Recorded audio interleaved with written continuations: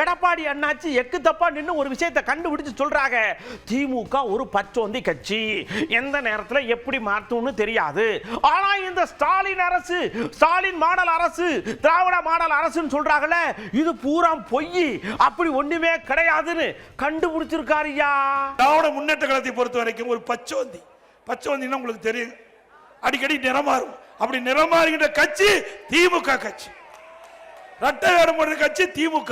1999 பாரதிய ஜனதால 5 வருஷம் ஆட்சியில் இருந்தீங்க. அப்ப என்ன பண்ணிட்டு இருந்தீங்க? அப்பெல்லாம் தமிழ்நாட்டு மக்கள் பாதிக்கப்படுறது கண்ணுக்கு தெரியல, நிதி வாங்கல, புதிய திட்டத்தை கொண்டு வரல.